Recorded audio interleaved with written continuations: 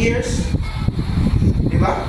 Katong wala yung resources ng eskwela, pag eskwela niya, pagkauban, ang extra na dyan. Dili. Wala, ano na eh. Elementary, high school, pag college niya, di first year, di second year, di third year, di fourth year, pagkauban, may extra na. Board Pa, exam. di board exam pa. Bahala na yung place, basta na. Okay na? Kapaka na talagang ginawa, no? So, sa diyang magsulay, muagit at pagsulay, walk through trials in a way that honors God. Kanang makabasa ka sa post ni Pastor Kaloy, grabe. He is praying for katong niya mga roommates, then mo-report siya na gahapon, gioperahan, then namatay. Ngayon, ang mga anak, ang inahan, ang iyak. So, yan na pong i-ministeryoan. Alin ako Grabe kayo yun niya kasing-kasing. He goes through trial with, he is in pain. No? Dahil mo isip, may ganap siya, putlo na po na kong ikatulong ako magko. Dahil o di yun mo ayo, putlo na taman sa tuhod. Pero pagka next na mo siya nga, ako na pong tapan, ako na pong sangyawan sa may balita, kay namatay nitong gahapon, ano po yung pag-uong sulod.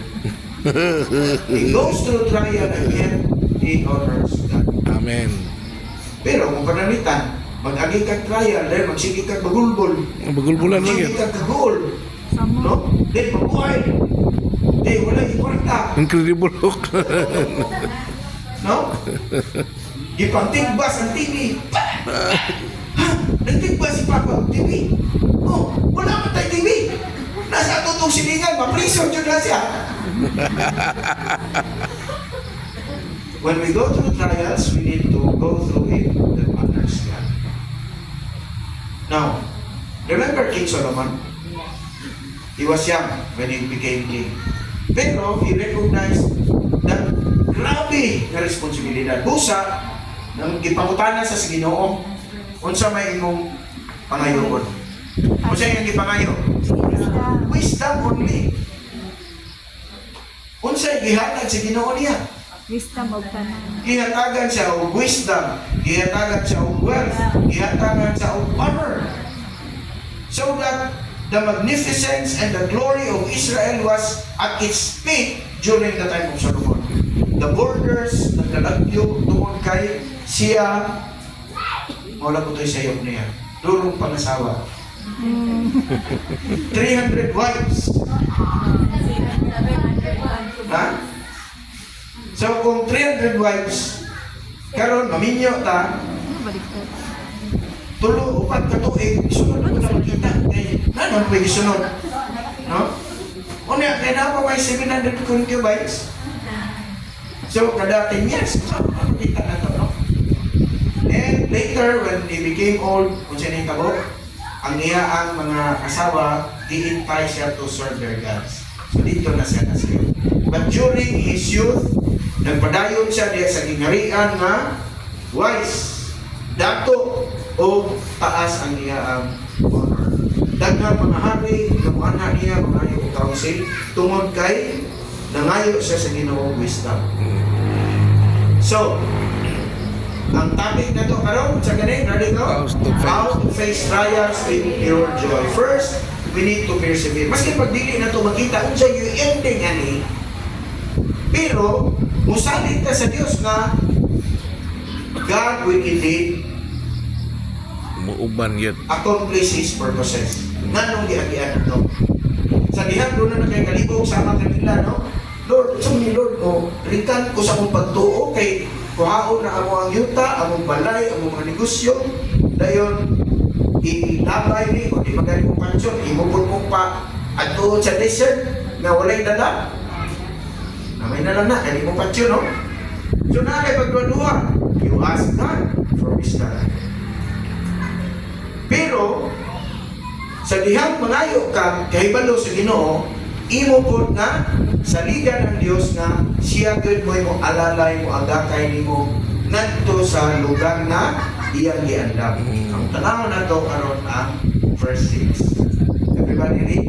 But when he asks, he must believe and not doubt, because he who doubts He who doubts Is like a wave of the sea, blown and tossed by the wind. Ang mga balod sa kadagatan, kinsa may nakaligo, ganyan po talong kaya. Gahapon, ang tubig, Sabado maghapon nun, ang tubig Siliban Beach, gidala na kong pamilya nito, no? Kaya mupalit unta mayong milk sa farm, Siliban Farm. Kaya mo na ako sa una. Pag makadawat ko sa kuwang budget, apply may exercise dito, mupalit ko o milk. Nagsabi ka kita, gatas. So, sarado man. So, gipa-transfer na dito sa ikaw nga, katong na yung mga animals, itong na shell. Dito na sir, sa apat. O, dito. Sarado man. Sige, diri lang ka Siliman Beach, tanang-tanaw. So, tuod man, wala kay balod, kay linaw man. Praise God, no? Pero kita, tao balod. Di ba? Ang balod, wala siya ibuot. No? Dili siya pareha ng kahoy nga gabarog, gatindog, no? Palitan gabi kita ko ng lansones. Pagbalik na ko karong hapon, Naragyapon. uy, wala akong lansones. Lakaw siguro. Nilakaw? Nilakaw ba? Wala. Pundo siya, lingkod siya. No? Pero katong mga tao nga magduduha, mura sila og balod sa kadagatan. Nga kung asa mo hapat ang hangin, dito ra po sila mo lubay-lubay. Dito ra po sila mo aban. Sa dihang kasiran tao gospel, doon na ba'y persecution? Sa mga silingan, right? Sa mga higala, sa mga igsuo, no? Dayon, ni-surrender ka, wala? Wala.